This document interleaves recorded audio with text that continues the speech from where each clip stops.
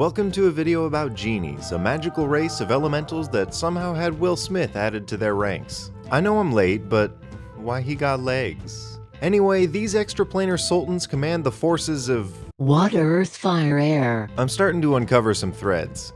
All the cool monsters are born weird, have slaves, big egos, and enormous is. If you don't know about the planes, go watch me talk softly and forget about Sigil for 9 minutes.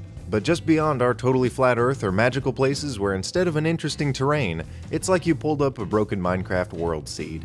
You have the plane of Subnautica, the Nether, Heaven, and Dirt. Adventurers and planeswalkers find themselves around here from time to time, and occasionally forget that you can't live where there's just lava for a 100-mile radius. So, they die. And instead of ascending to a peaceful afterlife, their souls get sniped by the elements and molded into a genie. They don't keep traits though, but I think if the person was thick, that particular genie is going to be really thick too. But hey, it's okay. Once the genie dies, the soul is completely destroyed. All you get after you kill a djinn is a soft tooth and the sword that he was holding. So the nature of a genie is to seek validation. That's pretty much their whole thing. They're like 14-year-olds on Reddit. If someone isn't giving them praise daily, they're worth less than dirt. Wait, no, that's racist. They're worth less than the air that then they suck. So do you know how they get that validation? It's literally going to be in 90% of these Basically videos. Say it with me. Slaves. However, each one of them goes about it in a different way. Well, each type of genie. There are 4. And a variant. We'll get there. MARIDS are fat fish dudes who think they're at the top of the genie hierarchy, even though all their challenge ratings are the same. Every MARID gives itself an Indian lordship such as a mufti, a sultan, or 2 other words I wouldn't pronounce right. They don't take shit from anybody. Not just genies, but most mortals, the gods, and anyone who isn't a fat trout. They chill out in some of the coolest places under the sea, like castles made of coral or on the back of a fucking dragon turtle. Talk about big dick energy. These genies care the least about their slaves, and they just have them to have them. They like artists and storytellers, so anyone creative is someone a MARID might try to kidnap just to have around the house. A MARID, among all the creatures in the world of D&D, would make the best DM. Rightfully named as the universe's master storytellers, they'll write a damn good game for you. Just don't interrupt them, or try to overrule them. That way lies Sheol. The Tao are avarice personified, and then caked in mud. These things are the top 1% who dominate both the oil and the mining industry. Their slaves are gold-plated, their gold is diamond-studded, and their diamonds are hollowed out to encase shavings of platinum and saffron.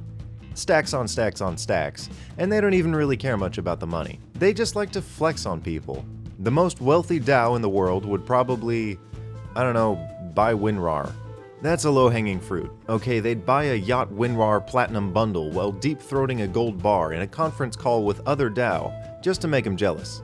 Their slaves are top shelf, and they use all of them as a mining crew. The only downfall of a Tao, spoiler, is their greed. Tell one you got some cool stuff inside a bottle and boom, child's play. The Afridi are pure evil fire sultans who look like red Oni.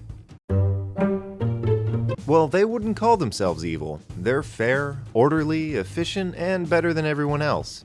Afridi raid the material plane for slaves, then take them back to the glorious City of Brass to abuse and harass. The City of Brass is a citadel of red genies, and just about the only place you can go in the plane of fire and not die within 6 seconds.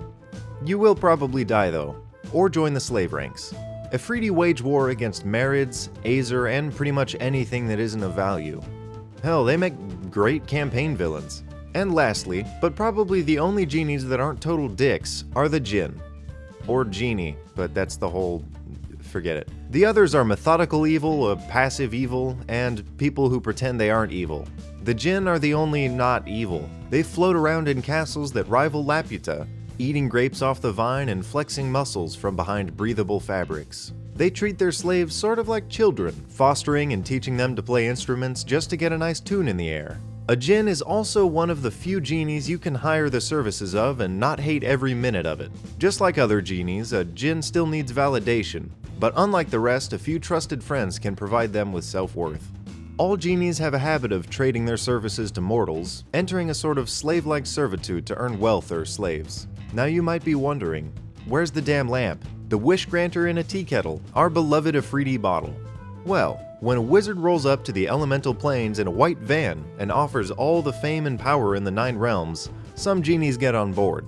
Genie from the 1992 film Aladdin was one of these, most equatable to a djinn betrayed by a long-forgotten master. The cool thing about genie busting is it doesn't happen with NPC magic. We all know NPC magic, the stuff that made owlbears, immovable rods, and all those other magic things that we can't do as players. We can trap genies. To spite magic item makers, climb up to level 17 as a wizard, because that's easy to do in a campaign that doesn't get cut short. Then learn the 9th level spell Imprisonment, and use the Minimus Containment casting with a beer bottle in hand. And there you go, a genie servant. Wishes are a whole other thing I completely forgot about now because I have the big dumb. It isn't exactly explained how one comes to be, but some genies are what we call noble genies. These are the only ones that can cast wish. Okay, cool, now that we have that covered, do you know how genies don't like being enslaved or imprisoned? Or betrayed in general? It might seem easy to fuck with spirits, but the vengeance of a genie is pretty much unrivaled. Throw 2 shackles on a genie, have him make you a prince, and then when they break the chains, enjoy an eternity of torment in your own demiplane while they watch you suffer in a snow globe on their desk like an episode of Black Mirror. The best way to interact with a genie is to kiss ass like crazy, and hope you get promoted to arch-slave. A genie with a well-stroked ego is the best kind of genie, and one in a bottle is one you don't want to fuck with. That's basically genies. It might seem easy to fuck with spirits, but the vengeance of a genie is pretty... Oh,